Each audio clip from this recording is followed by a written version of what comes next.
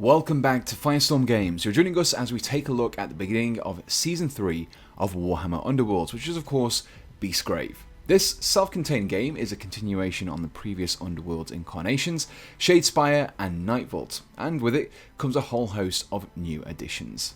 The first of which are some new rules designed to supplement those that we already have. These are detailed in the Beastgrave Rulebook, which not only contains everything a new player needs to play the game, but also provides the most up-to-date incarnation of the rule set. The Rulebook also gives you everything you need in order to play Beastgrave, along with the background and lore of both the warbands featured in the set, as well as a Flesh Eater Court and a Goblin-based warband that will be released later on. All of the rules are handily illustrated, making the concepts and explanations much easier to follow. And there's also a handy glossary and reference sheet at the back of the book. However, if you're looking to get started for the first time with Warhammer Underworlds, there is also a simplified Learn to Play leaflet included as well. Now, Nightvault saw the addition of spells and spellcasters to the game, and this time we have a few key changes. First of all, we have improvements made to the guard action. Like before, it gives you a better chance of deflecting incoming blows, but with the added bonus of not being driven back. This means your fighters can stoically hold their ground and keep control of those important objectives. Speaking of these objectives, these are now referred to as feature hexes. For the most part, they remain the same, but now they can be flipped by certain cards to create lethal hexes. These lethal hexes can also be placed at the beginning of the game to dissuade your opponents from straying to areas of the board that you wish to have more control over. As you can see, these objective tiles are made from the usual thick cardstock that the other tokens are constructed from too. The artwork printed on them has been designed to fit nicely with the theme of Gur, the realm of beasts, and that is where this incarnation of Warhammer Underworlds is set.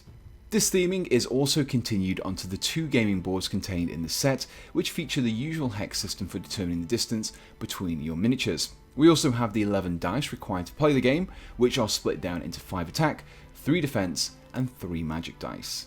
Beastgrave comes with a whole heap of new cards, both warband specific and universal, which means that even if you play other warbands normally, this box set gives you some extra deck building options. Additionally, there is also the new Hunter and Quarry mechanic, which is featured on these cards here. This allows you to assign one of your fighters as a hunter, allowing them to re-roll a dice when attacking fighters marked as quarry. So, the only thing left to look at are the warbands themselves. First of all, we have Skaeth's Wild Hunt, rendered in a pale green plastic, making them easy to differentiate from other warbands without the need for priming. In addition to all of this, the miniatures on Beastgrave are push fit, perfect for beginners as you don't need to worry about gluing anything together. However, this doesn't mean that you lose out on the quality as a result. All the models have been well thought out in how they fit together, so we still have interesting dynamic poses and sharp details. Skaeth's Wild Hunt consists of 5 miniatures, 4 of which are Kurnothi hunters and are completely new to the world of Age of Sigmar. They fall somewhere between the old Wood Elf War Dancers and Beastmen. They feature more traditional elf-like upper features than the Sylvaneth do, but they're channeling a Mr. Tumnus vibe with their beast-like legs, giving them the appearance of fawns. The leader, Skaeth, is however a centaur rather than a fawn, but this continues with the theme of woodland fantasy creatures that the warband possesses.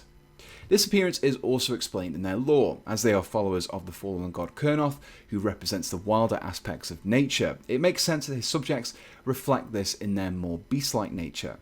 Now, the weapons carried by these Kurnothi consist of a stave, sword, spear, and bow, all constructed in a way that mimics the flora and fauna they fight to protect. While the appearance of the warband struck me as a little unusual at first, the aesthetics have grown on me, and it's good to see another aspect of the elves in Age of Sigmar who will potentially be fleshed out with more models in the future. Next up, we have Grushrax Ravagers, who are your traditional Chaos Beastmen, essentially the yin to the yang that's Skaeth's Wild Hunt. Whilst also being beastly in their appearance, they are much more rugged and entirely less graceful than their elven opposition.